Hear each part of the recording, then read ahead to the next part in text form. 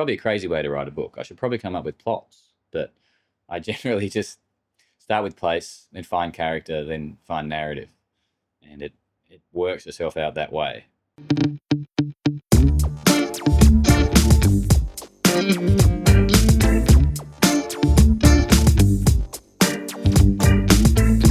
Hi, I'm Robert Jeffrey Charles Arnott.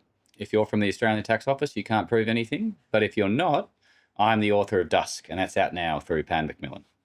Dusk is almost a western, set in somewhere like Highland, Tasmania. Follows a pair of adult twins, Iris and Floyd, as they take up the bounty on a puma named Dusk, who's killing many shepherds up in the Highlands. They don't know what they're doing. They don't know if they'll ever be able to hunt Dusk, but they are very desperate, and they are outcast from society as a result of their childhood and their heritage. As they travel up into the Highlands, they come closer and closer to their quarry, or perhaps Dusk comes closer and closer to them. Yeah, the where and the when is something I'm asked about a bit, and I'm very sorry to report that I don't have a specific answer for you. It is somewhere very similar to the Tasmanian Highlands. Not exactly there, because there are parts of the landscape that aren't true to real life, but feel real, at least to me. So there are many parts of these mountain ranges and forests and lakes and tarns that are based on places I've been to, but they also have large ancient fossils rising from the landscape around them. Now, you can't find those in Tasmania, at least to my knowledge, yet they're there in the book. And as to when, it could conceivably be sometime in the late 19th century. But again, I haven't specified that. There's lots of stories of big cats in the Australian landscape. And that definitely pays the idea of a puma being in the mountains of Tasmania. But I didn't think about it too much when I was writing it. I was focused much more on some of the strangest things that happens during colonialism and the animals that were transported to different countries that never belonged there and got loose and went wild. And I thought about why things that did happen and things that could have happened. And I thought about where they'd go and what sort of places they'd be. And then the book kind of kicked its way out of my head. Yeah, Floyd and Iris are twins. They're 37 or so in the novel. And they're the children of outcasts from society, bandits who were convicts, who committed a great many evil deeds while they were raising their children. They're long dead, and now Floyd and Iris are outcasts from society because of their last name. So they're always on the move. They never have anywhere they belong to, and nobody ever really wants them to stick around for too long. They're very useful people. They're very hardworking, and they're very honest. But no one ever can fully bring themselves to trust them because of their background. As children, they participated in their parents' crimes for no choice of their own, but they did it. So as they come to the point of when the novel starts, they're quite desperate for money. But even more than that, they're desperate for a place to call home.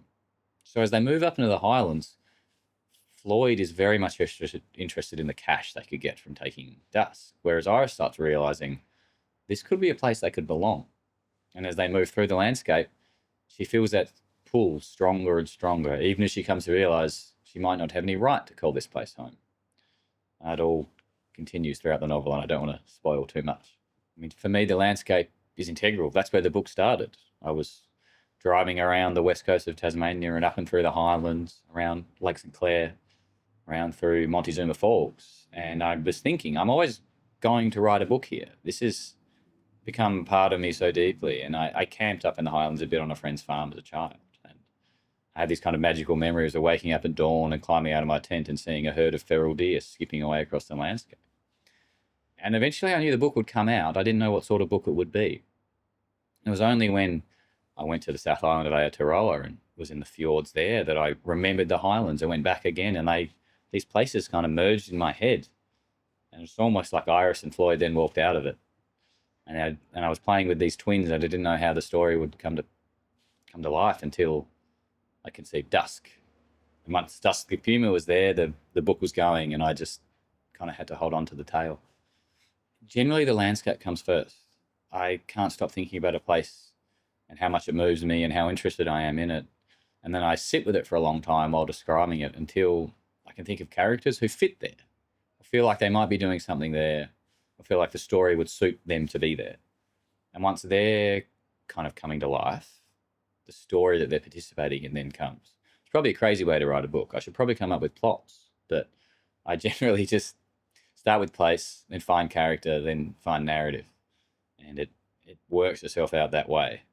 And when I say works itself out, it really does feel like that. I don't really feel like I'm doing the work. I feel like I'm scribbling away until something starts to make sense.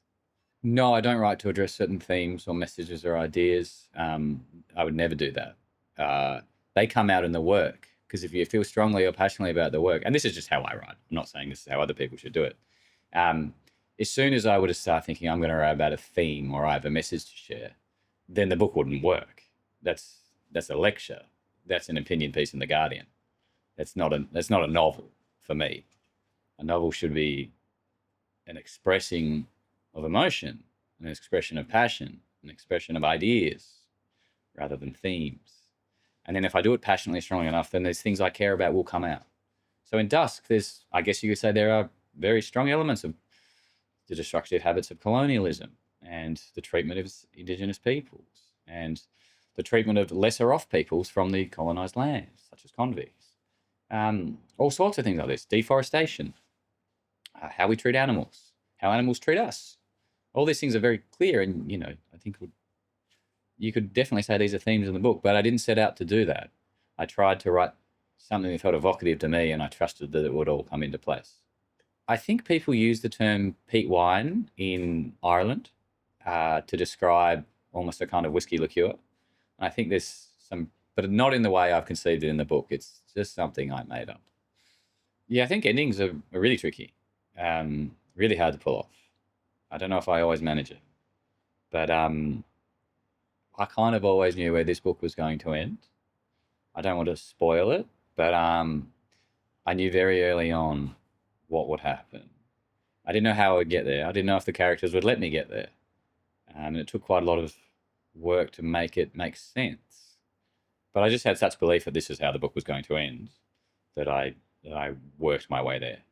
This is my fourth novel. My first novel, called Flames, came out in 2018.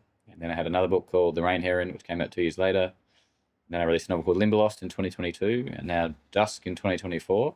All sounds neat. There's no way my next book will be in 2 years. We're about to have our second child. And my wife is a very busy, important person. So if I have another book out in 2 years, I will have gone fully insane. But I do like to keep busy. Probably for the in lieu of having like robust mental health or strong relationships, I do a lot of writing.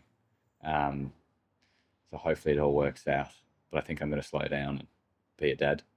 I generally focus on one thing at a time. I mean, sometimes I get asked a bit, you've released a book every 2 years, the last 4 years, 6 years. How have you done that? Well, I don't write nonfiction. I'm not very good at it. I don't write short stories. Again, I'm not very good at it. It's not me being humble. It's honestly, I'm pretty bad at it. I don't write opinion pieces. I don't teach workshops. I don't do any teaching at all. Occasionally I talk to schools to help them out if they're studying one of my books. I think, that's something you should do.